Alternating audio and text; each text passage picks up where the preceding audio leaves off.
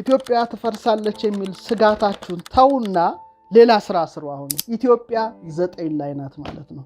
ማንም ሰው ሊንዳት ማንም ሰው ሊያፈርሳት አትችልም። በቃ አከተመ። ቀንና ሌሊት የሚያወሩ ሳይሆን ቀንና ሌሊት የሚሰሩላት ምርጥ ልጆች የክብር ካባዋን ተጎናጽፋ ክብር ልብሷን ለብሳ የሚመጥናትን የክብር አክሊል ደፍታ ሁሌ በክብር ባያት እናቴ ናትና እመኛለሁ። ትክክለኛ ሞተሮቿ እስኪነሱ ድረስ በጥላቻ በክፋት ሀገርን ባለመውደድ በጎ ባለመስራት ኔጌቲቭ ኢነርጂ በተሞላ ሰውነት ላይ ይሄ ያድራል የሚል እምነት የለኝም። ሲኖትራክ ሞተር ላይ ቤቢፊያት ሞተር ብገጥሞ የባጃጅ ሞተር እንደማያንቀሳቅስ ማንቀሳቀስ አልቻልንም። ጅብ በጮኸ ቁጥር ቆዳው ተርተር እንደሚል በፍጹም ስፒሪቹዋል ኢንላይትመንት ኢትዮጵያ ሳይሆን የተሰቃየችው እኛ እሷን ስላልመጠናት ነው እየተሰቃየን ያለ ነው ማለት ነው። የኛ አባቶቻችን አይህ የሚለውን ቃል 150 አድርገውት እነሱ ትንሽ የተለዩ ነበሩ። ትንሽ እንደኛ አይደለም። ብዙ ነገር እንግዲህ ይሄ ዲቫይን ሪቨሌሽን ሊሆን ይችላል ብዬ አስባለሁ። እግዚአብሔር አይምሮን ሲባርክ የልብን ቅንነት ሲያይ የሚሰጥ እንደ ሰሎሞን አይነት ጥበብ እንጂ በጥላቻ በክፋት ሀገርን ባለመውደድ በጎ ባለመስራት በኔጌቲቭ ኢነርጂ በተሞላ ሰውነት ላይ ይሄ ያድራል የሚል እምነት የለኝም፣ በፍጹም የለኝም። እና ይገርማልና 9ን የኤሌክትሪክ ኃይል ይሉታል። ኒኮላ ቴስላ 369ን እንዴት እንደቀመረ ባለፈው ቪዲዮ አሳይቻችሁ ነበረና እሱ እንዳጋጣሚ ዲሌት ድንገት ነክተነው ጠፍቷል፣ ግን መልሼ መስራቴ አይቀርም። 9 ምዕራገ ጸሎት ይባላል። ጊዜ ተሰዓቱ ሰዓት ያረጉ መላእክት ምግባሮ ለሰብ ይላል ያሬድ ነው። 9 ሰዓት የሁሉም ሰው ጸሎት ወደ ላይ ይወጣል ይላልና 9 በጣም ፓወርፉል ነው።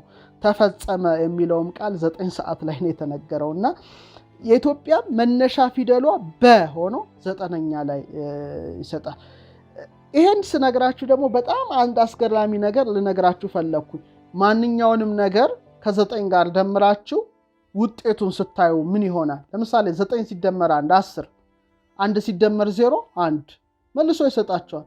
9 ሲደመር 2 11፣ 1 ሲደመር 1 2 የደመራችሁትን ቁጥር ይሰጣል። ይሄ በጣም የሚያስደንቅ አንድ የ9 እውነት ነው። ይሄ ኃይል የሚሉት ምክንያቱ ምንድን ነው? በ2D በ3D በስፌሪካል ጂኦሜትሪ ላይ ሁሉ ላይ ያለው 9 ብቻ ነው። የሚገርመው ነገር ለምሳሌ አንድ ክበብ ስንት ነው? 360 ዲግሪ ነው። ከ9 ጋር ነው ግንኙነቱ፣ ሌላ ትርጉም የለው። በክበብ ውስጥ ያሉት አንግሎች ሁሉ 9ን ነው የሚሰጡት። ይሄ የሂሳብ መምህራኖች ካላችሁ ሁሉም አንግሎች ስደምሯቸው 9 ናቸው። ለምሳሌ 360 ዲግሪ ለምን ራሱ ተባለ? ምስጢሩ 9 ስላለበት ነው። ሌላ ምንም እንትን የለውም። 3 ሲደመር 6 ሲደመር 0 ስንት ነው? 9 ነው። እሺ ሌላው አነስ ያለው ከ360 ዲግሪ ስንት ነው? 180 ዲግሪ ነው። እሱስ ቢሆን 1 ሲደመር 8 ሲደመር 0 አሁንም ስንት ነው? 9 ነው። ከ180 ዲግሪ ዝቅ እንበል 90 ዲግሪ ነው፣ 90 ዲግሪ።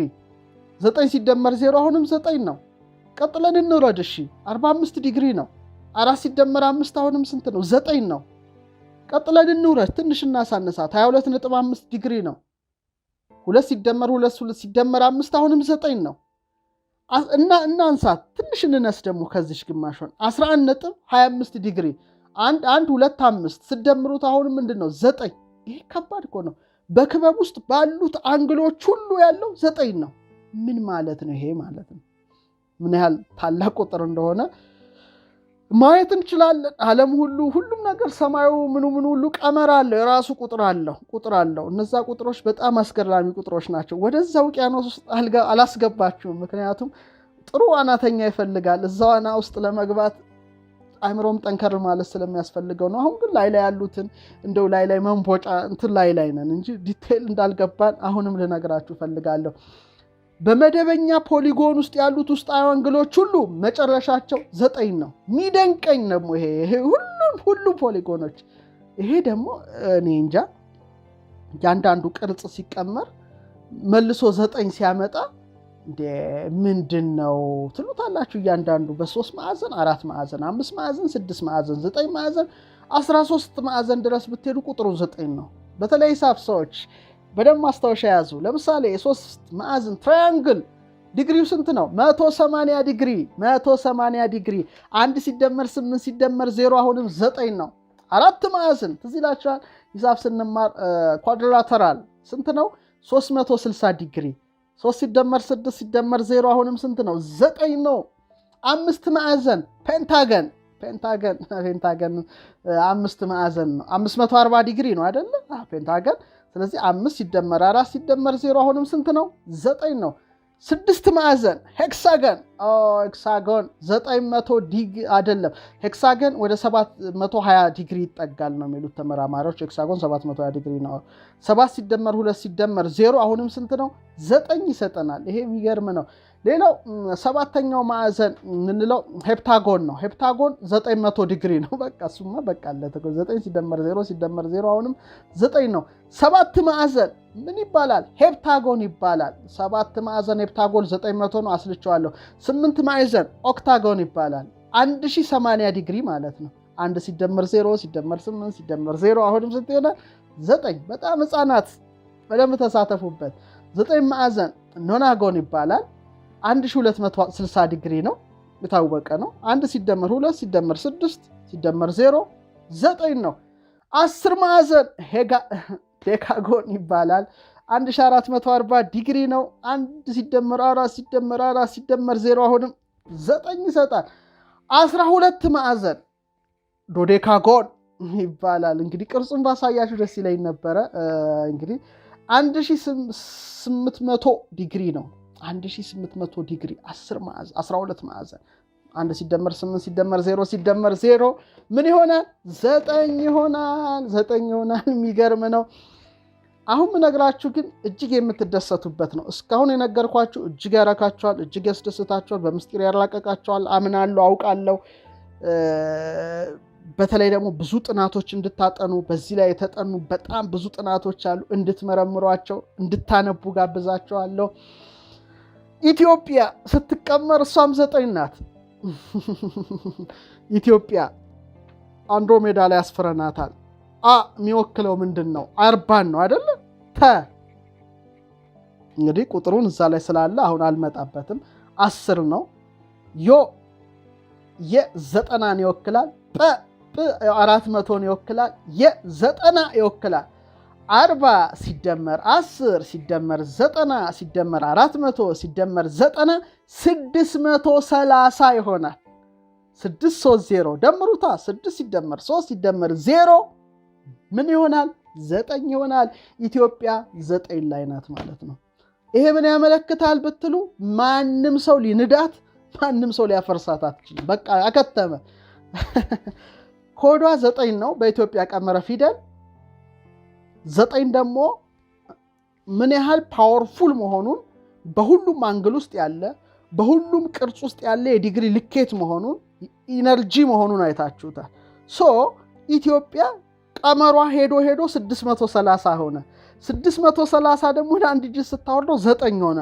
ስለዚህ አትፍሩ፣ አትስጉ ማለት ነው። ይልቁኑ ኢትዮጵያ ትፈርሳለች የሚል ስጋታችሁን ተውና ሌላ ስራ ስሩ። አሁን ጊዜው አይደለም። ምክንያቱም እንትን ባህያ ቆዳ የተሰራች አይደለችም። ጅብ በጮኸ ቁጥር ቆዳው ተርተር እንደሚል በፍጹም ስፒሪቹዋል ኢንላይትመንት። ስለዚህ አንዳንድ አስተያየት አያለው። እንዴ አንተ ይሄን ታቀርባለህ ኢትዮጵያ እየተሰቃየች የሚል አንድ አስተያየት አንድ ወንድም ላከልኝ። ኢትዮጵያ ሳይሆን የተሰቃየችው እኛ እሷን ስላልመጠናት ነው እየተሰቃየን ያለ ነው ማለት ነው። ይሄን ተረዱኝ። መመጠን አልቻልንም ሀገሪቱን። 9 ናት። ስፒሪቹዋል ኢንላይትመንት እነሱ ኢትዮጵያን የሚመጥናት ማን ነው? እነ አንድሮሜዳ ይመጥኗታል፣ እነ ካሲዮፔ ይመጥኗታል፣ እነ ሴፊዮስ ይመጥኗታል፣ ያሬድ ማህሌታ ይመጥናታል፣ ሌሎችም በጣም ተዋናይ ይመጥናታል ኢትዮጵያን። አባ ጊዮርጊስ ዘጋስጫ በመንፈሳዊ ዓለም ይመጥናታል። የሚመጥኗት ናቸው እነሱ ገብቷቸዋል። ላሊበላ ይመጥናታል ኢትዮጵያን። ከዛ ውጪ ግን እኛና እሷ መመጣጠን ስላልቻልን ነው። ዋናው ጨዋታው እዛ ላይ ነው እና አቅማችን አይፈቅድልንም ሀገሪቱን። አሁን እንደው መቼስ አለ አይደል እንጂ 9 ላይ ያለች ኃይል ስለሆነች መመጣጠን አልቻልንም ከሆነ ያስማማናል። መጋቢ አዲስ እሸቱ አንዴ ሲናገሩ ስሰማቸው የሲኖትራክ ትልቁ መኪና ላይ የቤቢ ፊያት ሞተር ቢገጠም ወይም የባጃጅ ሞተር ቢገጠም ሲኖትራኩን ማንቀሳቀስ አይችልም፣ ያም ይወድቃል ያሉት ነገር በጣም ልብ እና ሀገሪቱ 9 በጣም ከፍታ ልዕልና ላይ ያለች ናት። በሁሉም ቤተ እምነት ሁሉም አክብረዋት በክርስትናውም በእስልምናውም መጽሐፍ ውስጥ ከብራ ያለች የተጻፈች ናት። የግሪክ ፈላስፎች የሮማ ፈላስፎች የጮሁላት ናት፣ ዓለም የጮሁላት ናት። በጠፈር ዝርዝር በአየው ዝርዝር በ3 ኮንስታሌሽኖች ላይ ስሟ በክብር የተጻፈላት ናት። ውቅያኖስ ኢትዮፒክ ኦሽን ተብሎ የተሰየመ አህጉር በስሙ ያስጠራች ናት። ልዕልና ላይ ናት። እኛ ግን ታችነን፣ በጣም ታችነን፣ በጣም ልንመጥናት አንችልም። እግዚአብሔር ግን የሚመጥናትን ትውልድ እንደሚያስነሳ እምነት አለኝ። ግን ሩቅ አይሆንም። የሚመጥናትና የሚመጥኗትን የሚመጣጠኑትን እኛ እንመጥናታለን አይዶን አላቅም እኔን ጨምሮ እንመጥናታለን የሚል እምነት የለኝም። ስለዚህ ሲኖትራክ የኔታ እንዳሉት የሲኖትራክ ሞተር ላይ ቤቢ ፊያት ሞተር ብገጥሙ የባጃጅ ሞተር እንደማያንቀሳቅስ ማንቀሳቀስ አልቻልንም። ስለዚህ ትክክለኛ ሞተሮቿ እስኪነሱ ድረስ እንግዲህ በትዕግስት በጸሎት እንጠብቃለን ማለት ነው። ቀንና ሌሊት የሚያወሩ ሳይሆን ቀንና ሌሊት የሚሰሩላት ምርጥ ልጆች እግዚአብሔር እንዲያስነሳላት ሁልጊዜ ጸሎት ስጸልይ አስባለሁ። በነገር የሚያቃጥሏት ሳይሆኑ ደስ በሚል ነገር መልካም ነገር የሚያገለግሏት እግዚአብሔር እነዛን ትውልዶች እንዲያስነሳ ሁልጊዜ እጸልያለሁ፣ እመኛለሁ። የክብር ካባዋን ተጎናጽፋ ክብር ልብሷን ለብሳ የሚመጥናትን የክብር አክሊል ደፍታ ሁሌ በክብር ባያት እናቴ ናትና እመኛለሁ። ያን ደግሞ እግዚአብሔር ያን የሚመጥኗትን ትውልዶች እንዲያስነሳ ደጋግሜ ጸልያለሁ። እንደሚሆንም ደግሞ አምናለሁ። ከዚሁ ጋር ተያይዞ ይሄ ዕውቀት ይሄ ጥበብን ደግሞ ሊያስቀጥሉ የሚችሉ መልካሞችን እግዚአብሔር እንደሚያስነሳ አምናለሁ። ስለዚህ እንደኔ ደግሞ እንደ ክርስቲያን ከሞት እነሳለሁ ብዬ አምናለሁ። ከሞት እነሳለሁ ብዬ ሳምን ስጋዬ በሚሞትበት ነፍሴ ከስጋዬ በምትለይበት ጊዜ ሁላችንም ነው ደስ የሚያሰኘን እዚች አፈር ውስጥ ስንቀላቀል መጣብኝና መጣህልኝ የሚባል ሰው አለ አይደል? ይሄ ገሌ መጣብኝ ይባላል። እንዴ ባልመጣብኝ ወይ መጣህልኝ ይባላል በፍቅር። ስለዚህ ሀገሪቷ አገልግለናት ብናርፍ መጣህልኝ ልጄ ብላ የምትቀበል እናት ሀገር እናት ናት። መጣብኝ ገሌ ብላ ሳይሆን መጣህልኝ ብላ በኋላም በጣም የሚያስደስተው እቺ የምንወዳት ሀገር ላይ ይሄ ዛሬ የምንንቀሳቀስበት ስጋ ብትን ብሎ ሲዘራ እንደ ስንዴ እንዴት ደስ ይላል። በቃ አሁን ሞቶ እዚች ሀገር ላይ ስጋዬ ብትን ብሎ አስበዋለሁ። አልፈራውም። እኔ በጣም ነው የምደሰትበትና ሀገርን እንደ እናት ስለማያት እናቴ እቅፍ ውስጥ እንደመግባት ያህል ነው ስሜት የሚሰጠኝ ማለት ነው። አንድ ሰው እናቱ እቅፍ ውስጥ ሲገባ የሚሰማው ምቾት አለ፣ ደስታ አለና አይደለም በህይወት መሞት ራሱና በዚች ምድር ላይ መቀበርን በጣም እናፍቃለሁ። እንደ አንድ ኢትዮጵያዊ በጣም ጥሩ ኢትዮጵያዊ ስጋዬ ሲበተን አየዋለሁ በመናቤና ግን የሚበተነው ምፈራው አይደለም እናቴ እቅፍ ውስጥ ነው የተበተነው ማለት ነው። በኋላ ደግሞ ከሞት እንደምነሳ አውቃለሁ አምናለሁም።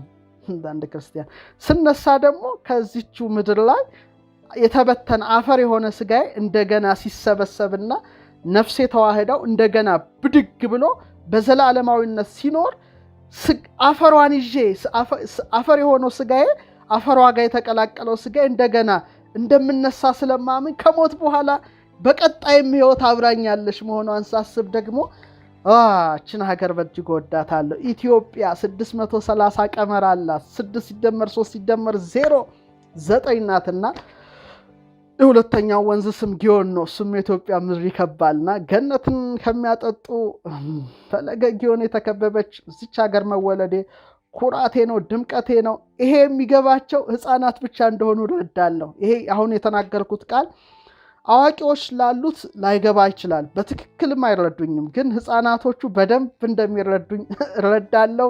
ሕፃናት በደንበችን መልእክቴን እንድትይዙ ለእናንተ ብቻ ነው፣ ለአዋቂዎቹ ትቻለሁ። መልእክቴን አስተላልፌላቸዋለሁ፣ እንድትመረምሩ ፈልጋለሁ። በመጨረሻ መነግራችሁ በመጀመሪያ በኢትዮጵያው ቀመር 9 ስንል እግዚአብሔር ሰማይንና ምድርን ፈጠረ።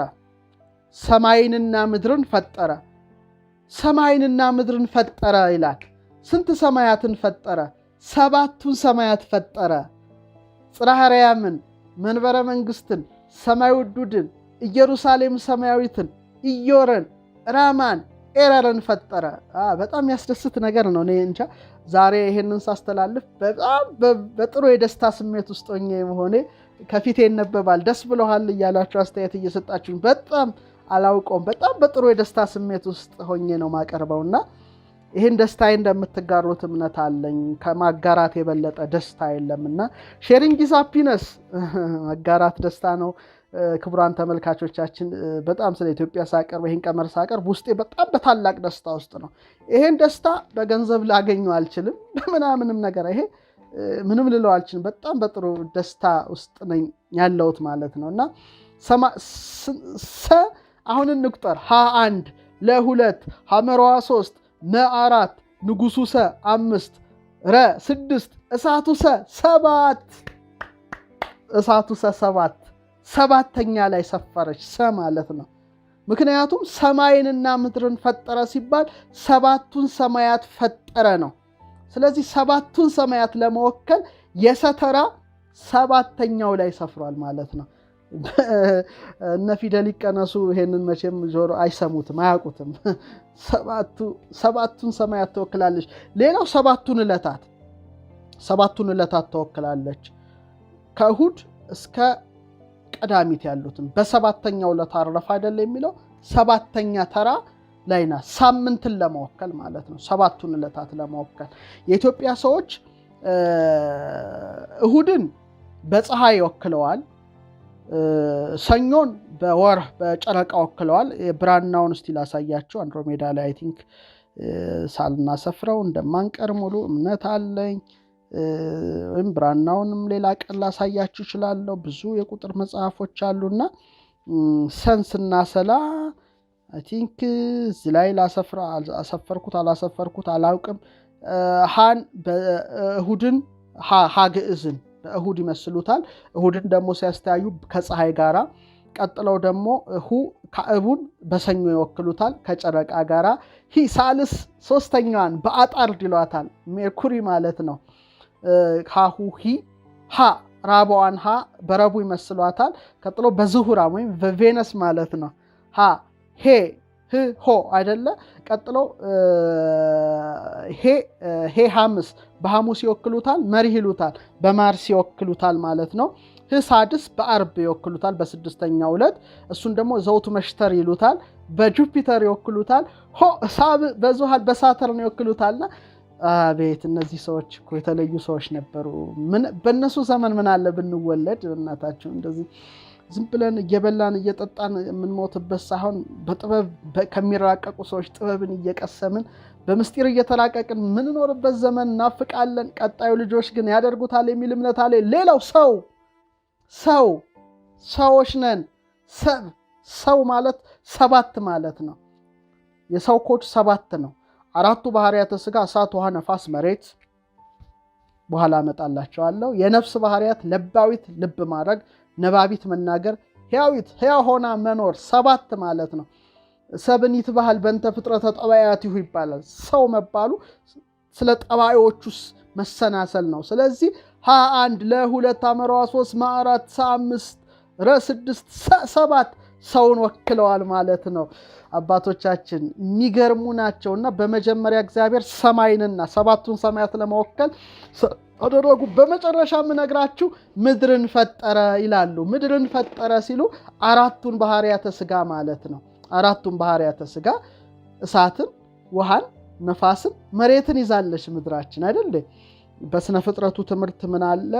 በርባሮስ አለ። እዛ እሳት አለ። እሳቱ ውሃውን ያነሳሰዋል፣ ይቅርታ ነፋሱ እሳቱን ያነሳሳዋል፣ እሳቱ ውሃውን ያፈለዋል፣ ውሃው መሬቱን ይዞት ይወጣል። በቃ አራቱ ባህሪያተ ሥጋ ክላሲካል ኢለመንትስ ናቸው። እነዚህ በሁሉም ውስጥ አሉ። ግሪክ ብትሄድ ታገኘዋለህ፣ ፍልስፍና ባቢሎን ብትሄድ ታገኘዋለህ፣ ኢንዲያ ብትሄድ፣ ቻይና ብትሄድ ታገኘዋለህ፣ ቲቤት ብትሄድ ታገኘዋለህ። ኢትዮጵያውያን ደግሞ አራቱን ባህሪያት ተራቀውበታል፣ አይገልጸውም። ክላሲካል ኢለመንትስ በእነዚህ ጥሩ የሚያስረዳ አንድ መጽሐፍ ብራና ባሳያችሁ ደስ ይለኛል። ይህን ማሳየት ፈልጋለሁ። በተለይ በክላሲካል ኢለመንትስ ላይ የተራቀቁበት ነው።